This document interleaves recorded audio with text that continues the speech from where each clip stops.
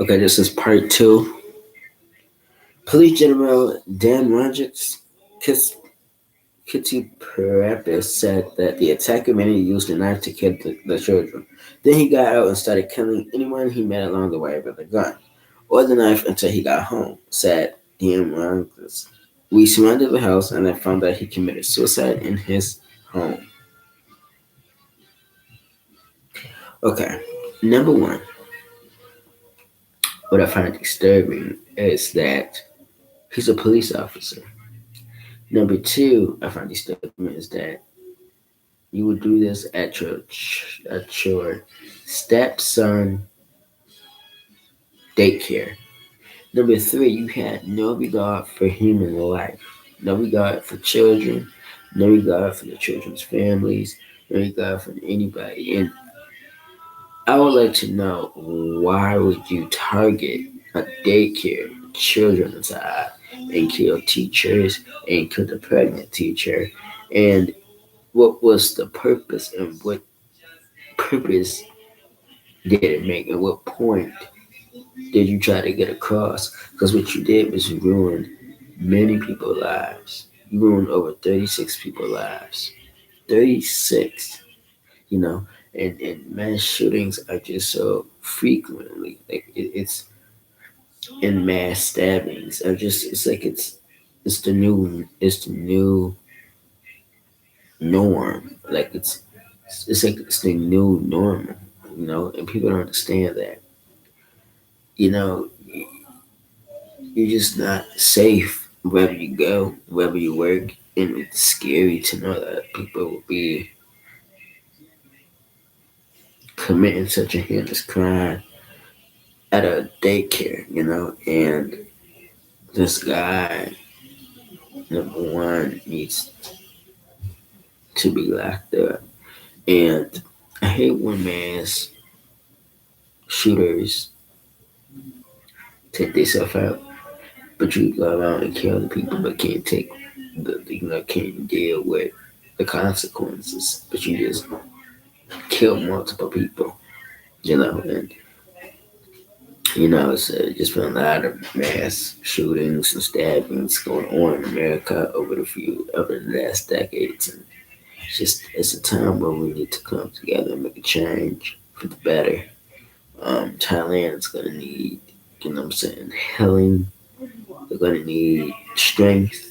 They're gonna need, a lot to get over this tragedy. It's a tragedy, but you know we hope and pray that Thailand can get over this devastating tragedy and move on from this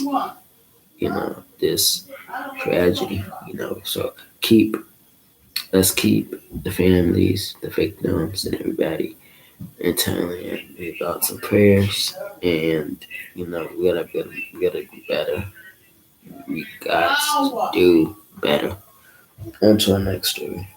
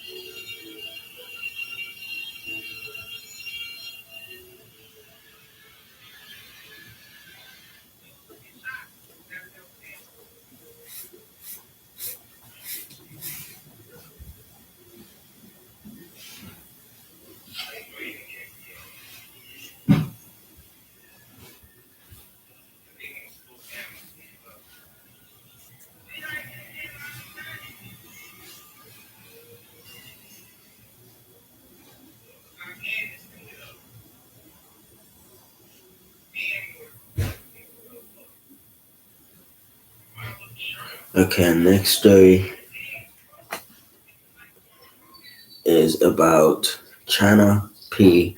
Arnold, the mother who was convicted of murdering her 28-year-old daughter, Paris, by cooking her in a microwave oven. China Arnold was born March 29th, 1980, and is an American woman who was convicted of murdering her 28-year-old daughter, Paris, by cooking her in a microwave oven. She is currently serving a life sentence without parole. Let's talk about her case. In August of 2005, when China Arnold and her children lived with her boyfriend, Terrell Talley, in a housing complex in Dayton, Ohio, there was an argument over Paris' paternity, after which 28-year-old Paris was placed in a microwave oven for what analysis estimated was longer than 2 minutes. Medical experts said the baby died after her temperature reached 107, 108 Fahrenheit. She had no external burns but did suffer high heat internal injuries. Finding Paris cold and stiff with burn marks on her body the next day, parents took her to the hospital where she was pronounced dead. Arnold investigators that she had been intoxicated. John Paul Ryan, the attorney who represented Arnold at the first trial, said she was intoxicated to the point of blacking out when the child died. Arnold had been convicted of abduction in 2000 and forgery in 2002. Arnold was arrested and subsequently released due to lack of evidence. She was rearrested in November of 2006. While in jail awaiting trial, Arnold became sexually involved with her cellmate, Linda Williams, who later testified that Arnold confessed her guilt to her. Shortly after Arnold's first trial began in public looking at, Tully said his son had told him that he put Paris' lifeless body out of the microwave after a neighbor's boy had put her inside, and the judge declared a mistrial.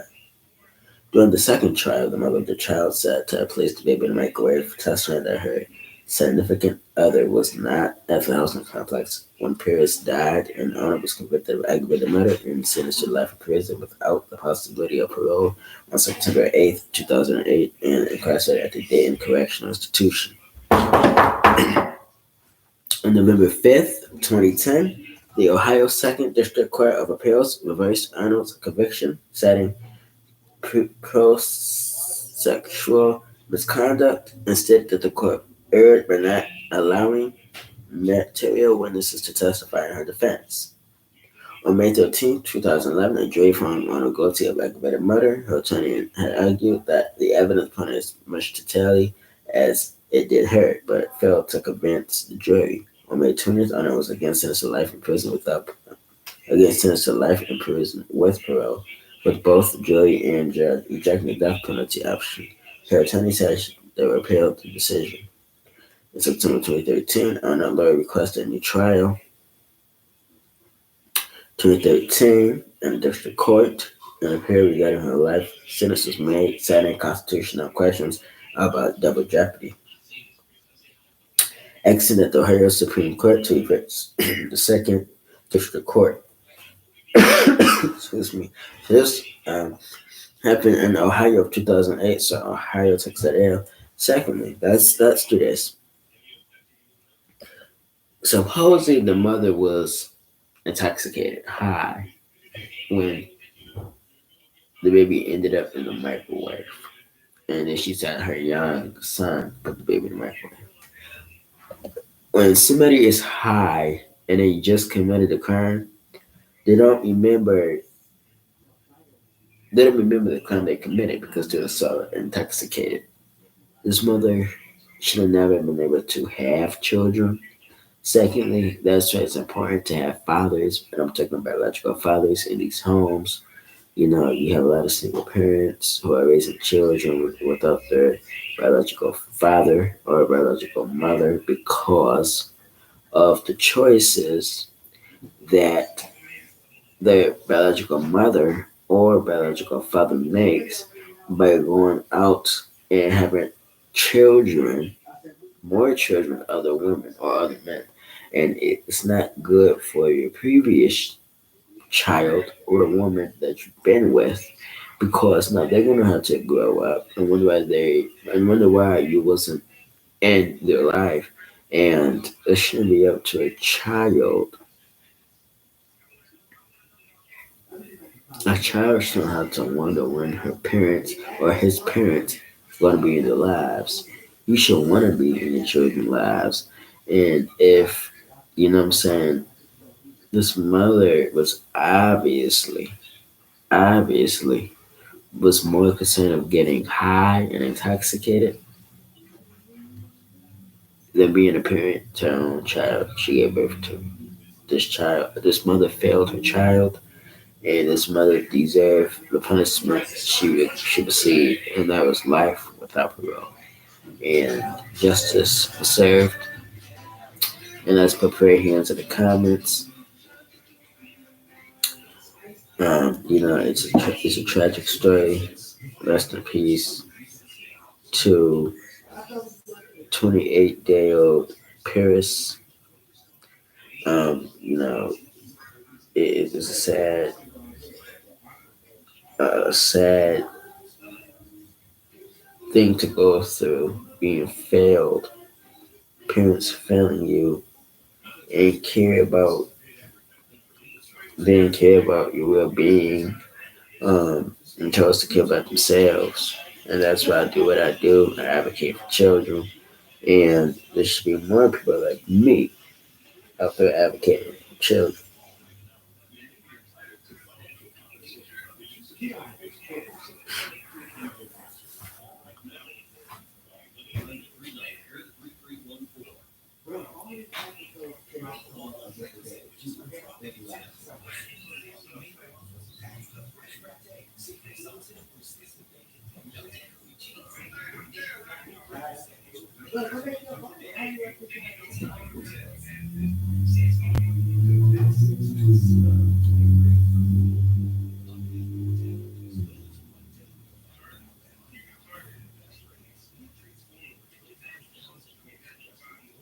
The next story is about the Shania Davis case.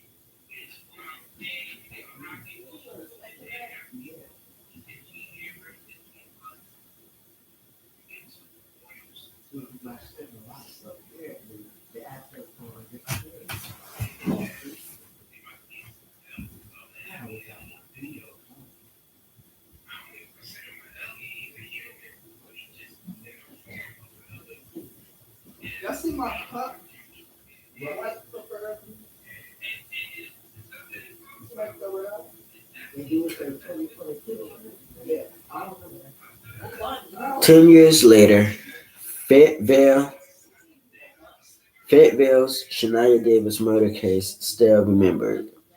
Shania Davis would have been 15 years old now if her mother hadn't treated her to pay off a 200 debt with Mario Andret McNeil. Instead, 10 years ago this month, Shania was actually assaulted and her body was left by the side of a country road. Her mother, Antoinette Nicole Davis, is serving a sentence of at least 17 and a half years. McNeil is on death row. 8 years after Shania's death, a state report said law enforcement and school employees failed to notify Child Protective Services workers of concerns regarding Shania's family. Like that, the cops conducted a drug raid at her family's home several months prior to her murder. A decade since people still remember the case, which made the national news, former professional basketball star Shaquille O'Neal paid for her funeral. Music star J. Cole, who is from Fayetteville, wrote a song about her. Old reports about the Shania Davis case continue to receive readers on the Fayetteville Observer's website. Some details 10 years later remain murky. Court records said McNeil had previously dated Antoinette Davis' sister, Brenda Davis, so he was familiar with them and the single-wide mobile home the sisters and the children shared, a Sleepy Hollow mobile home park of Murchison Road. He also knew how to get into the mobile home when the door was locked, McNeil's Supreme Court ruling says. Late on November 9th and early on November 10th, 2009, McNeil was home on Washington Drive in Fayetteville, where he lived with the mother of his young child. After taking cocaine and drinking liquor, McNeil began texting women whose numbers were on his phone. The ruling says these included Brenda, whose phone was turned off, and another woman in Sleepy Hollow Mobile Home Park. Around 3 a.m. on November 10th, McNeil was on Sleepy Hollow Drive, but the other woman in the trailer park had fallen asleep. The ruling says he again tried to text Brenda Davis. At 6 a.m. Antoinette Davis went into the bedroom and woke them to report that Shania was missing. Brenda Davis said.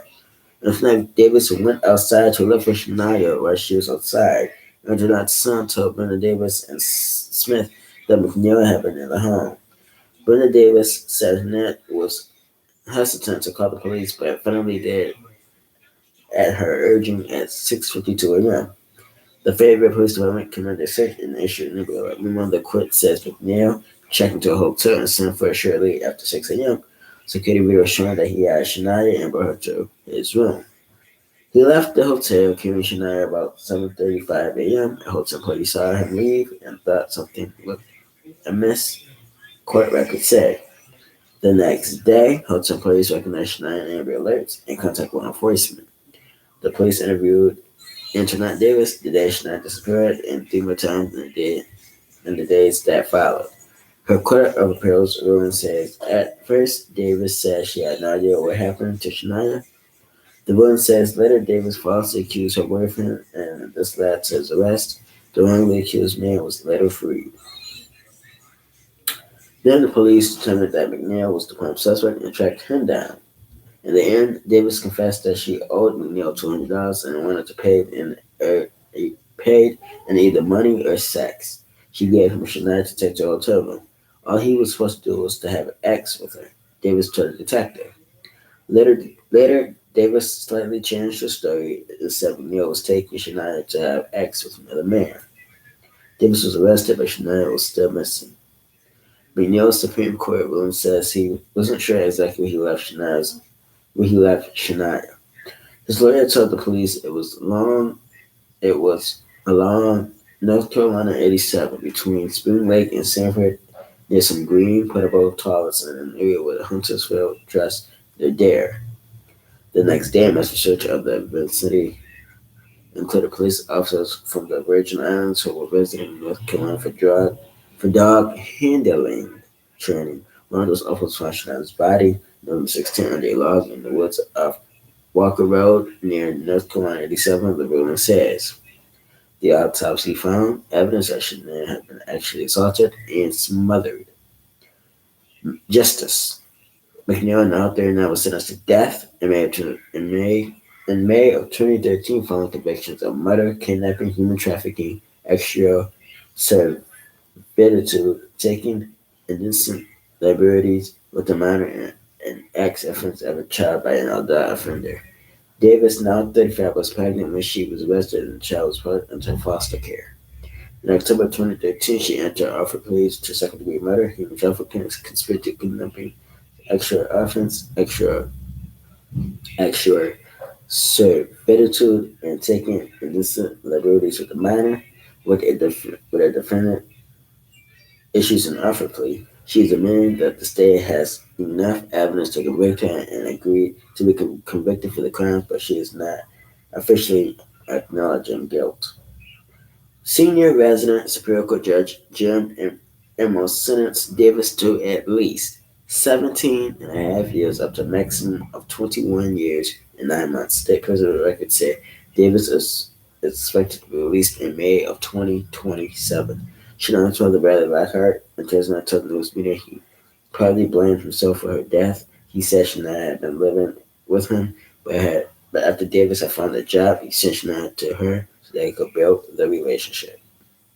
Okay, number one, your child at the time was 5 years old.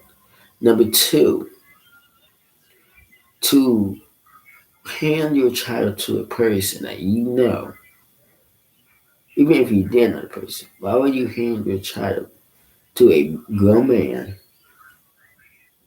so he could use and abuse your child to pay off so-called debt and then kill her at the end. Now, the fact that you only received 17 and a half years to 21 years in prison, in my opinion, you need more time than that. And I'm going to tell you why. Because you played like you didn't know what happened at first. That's tampering with evidence. And again, you ain't care about your child's safety. You cared about yourself.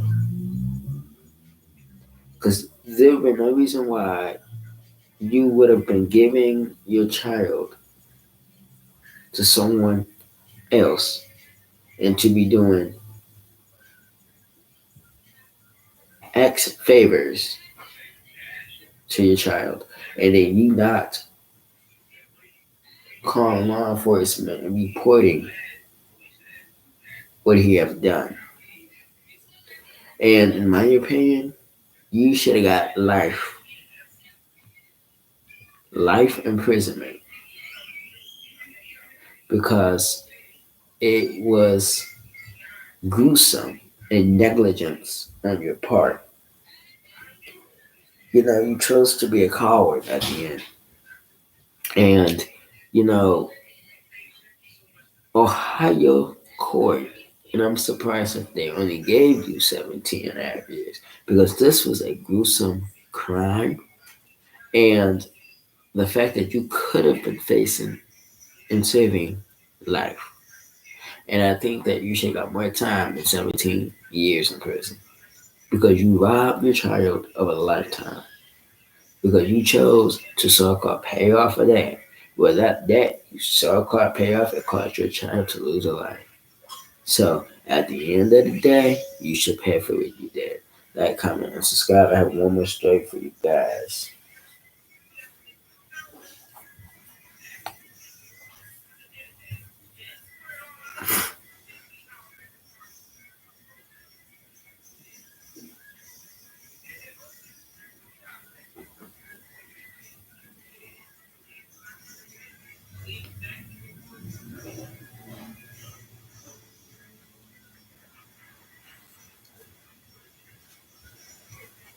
Greenville,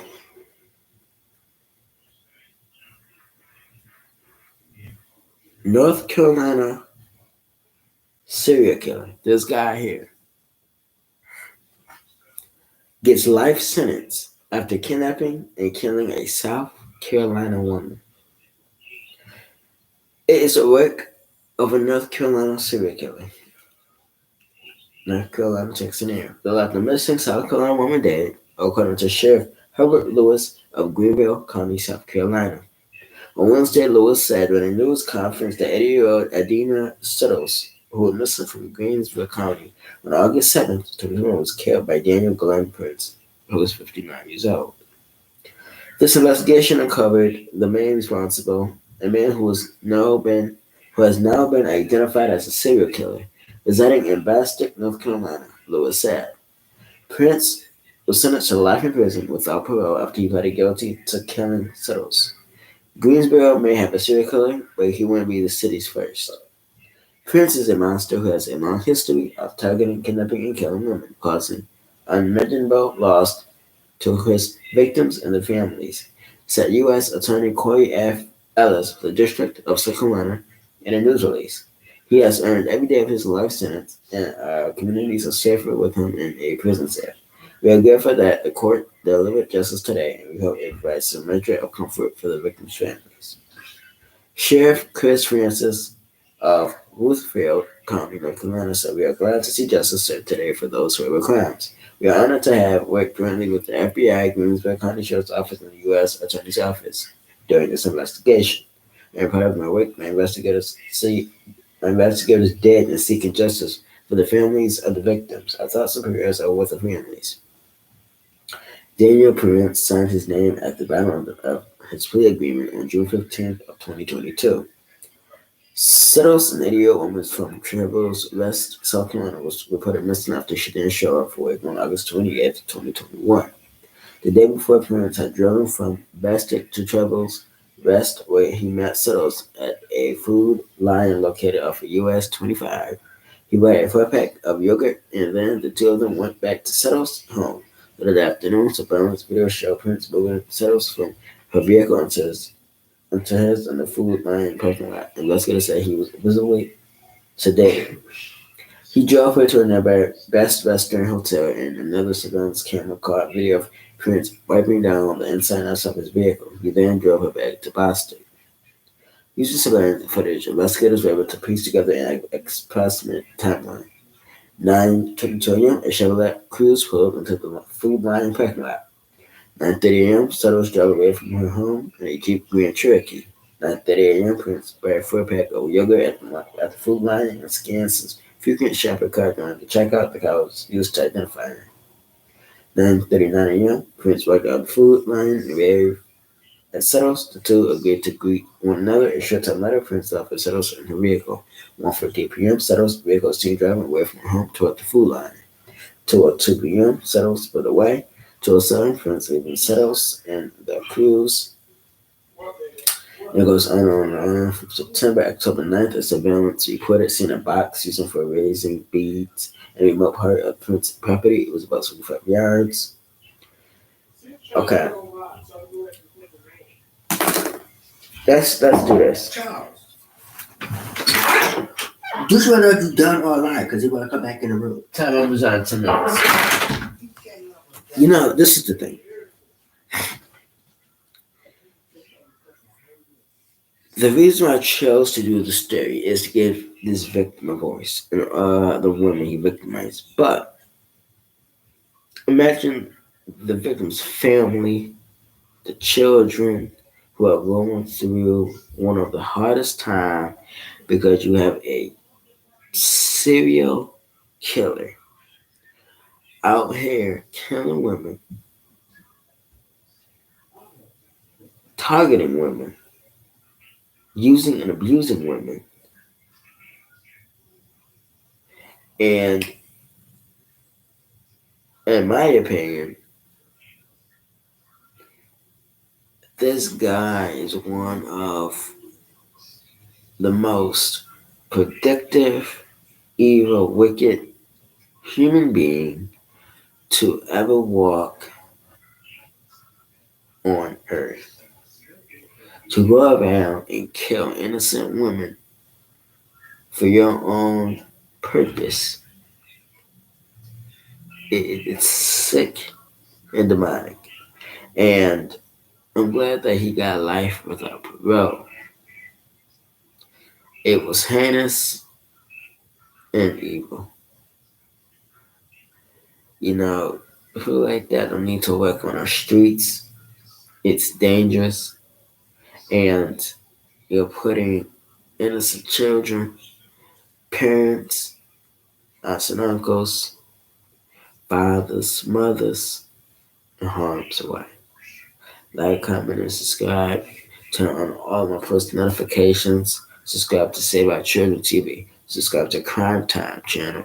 And subscribe to Charles Reactions so you'll be notified on all 3 platforms when I drop my videos. Without further ado, thank you guys so much for watching. And until next time. Till next time. Peace.